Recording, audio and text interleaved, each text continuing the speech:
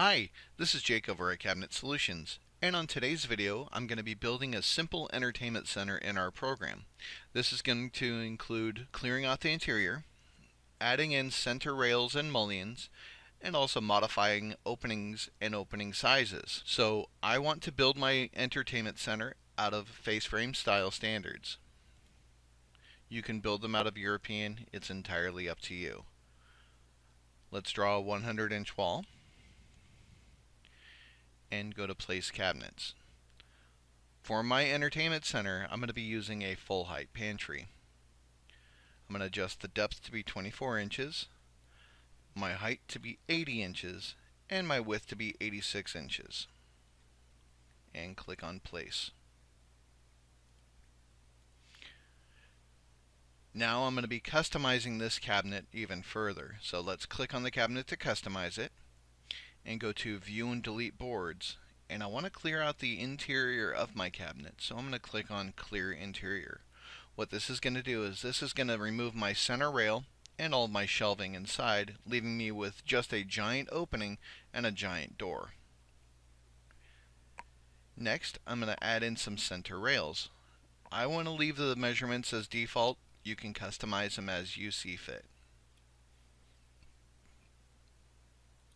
Click twice on my representation to add in 2 center rails and giving me 3 openings total. And click on Done. Next I'm going to add in some mullions. Now the difference between a mullion style, and a center style is this. A mullion goes in between your rails. Mullion style will keep your same top rail, but it'll split your center rails and your bottom rails. And a center style will split all of the rails in your face frame. So let's go to mullion, and I'm going to double check my properties to see if it's splitting or not splitting what I want it to. In this case, I want to tell it to split my stretchers, my nailers, and my back. I'm going to go to continue, and I'm going to click on each one of these openings down in the lower right hand corner of my screen twice to give me 9 openings total. And click on Done. Next is going to be modifying the openings even further. So let's go to openings and rollouts, and I'm going to start with opening number 1. I'm going to change the width to 26 inches and tell it to move the right side. What that's doing is that's actually moving this right side mullion here in a little bit to adjust for the dimension that I just told it. I'm also going to change the height of that to be 10 inches tall. And this time I'm going to tell it to move the bottom side. Because I'm using the same center rail across the entire cabinet, it's going to adjust the height of each of the openings number 4 and number 7 as well. Next I can go to adjust for opening number 1, and I want to change my panel style to glass. And apply that.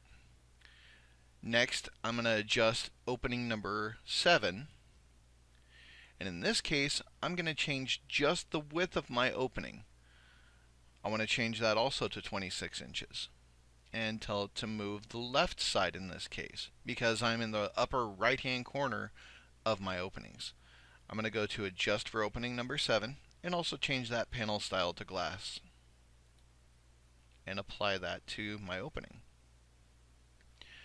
Now if you look in the lower right hand corner of the screen, it tells you which opening that your mouse is currently over. It'll tell you the width of it, the height of it, and what type of opening it is. In this case, it's a 26 by 10 single door, and it's opening number 1. Opening number 4 is 26 and a half, and opening number 9 is also 26.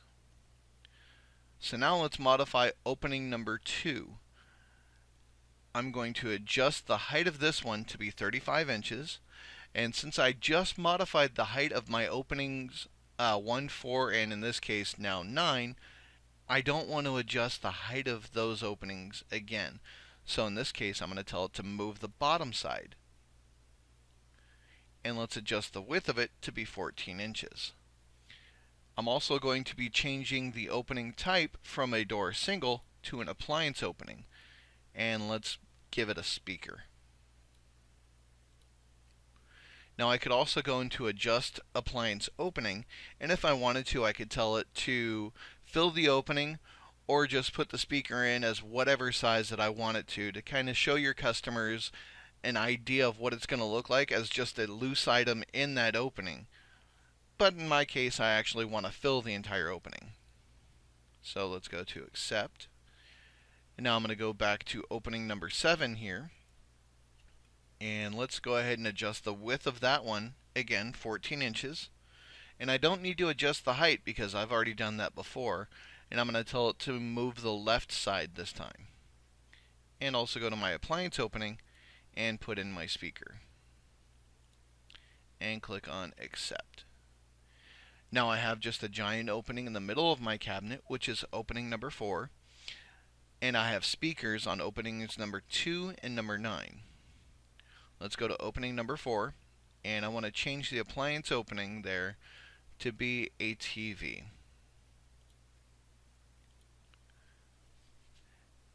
And lastly, let's do something with the bottom openings. Opening number 6 here, I'm actually going to remove the door by changing my opening type to open. And go to done. And now let's add some shelving into my opening number 6. So let's go to shelves and click on number 6, and let's add in 2 adjustable shelves. Done and done. And click done one more time to finish customizing my cabinet. Now if I click on display doors, it'll show you all the information that I did. There is one change that I did want to make, so let's go back into it. I'm going to leave display doors turned on. So I'm going to take my opening number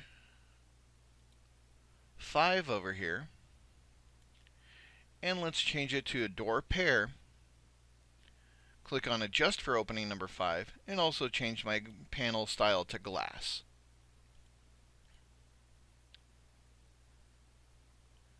Click on done and done again. Go to 3D room view, and there's my cabinet I just created. Let's go ahead and rotate it around until I get the desired look that I'm going for. And then let's go ahead and create an enhanced 3D picture. I'm going to click on enhance this 3D, and let's go to image options.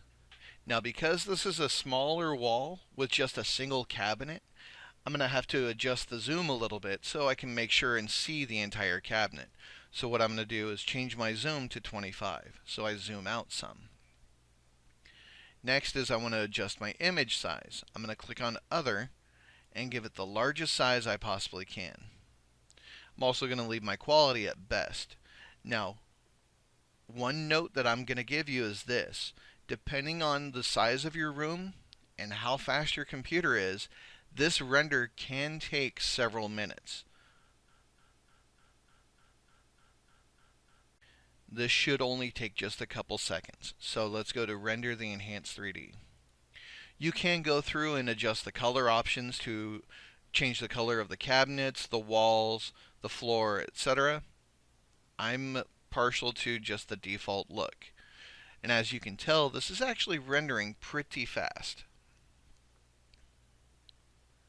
It still looks kind of blurry on my screen, but I will show you something here in just a few moments of what the picture actually rendered like. It's rendering the floor currently.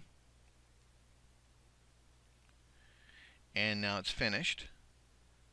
I'm going to click on closing this window will stop the enhanced 3D, or actually I didn't even have to do that. But if I click on view or edit the image in MS Paint, it shows me the last picture that I rendered. In that case, this is the room that I just created, and you'll notice that it is no longer blurry. So this image you could actually attach and email over to your customer. Easiest way to do that is just go to File, Save As, and then save the image as either a PNG or a JPEG. However you want to do it, save it to your desktop and attach that to your email. And that's it. That's today's video. If you have any questions, please feel free to give us a call at 209-836-4077. You could leave a comment below or shoot us an email to support@cabinetsolutions.net. Again, this is Jake with Cabinet Solutions, and I hope you have a great day.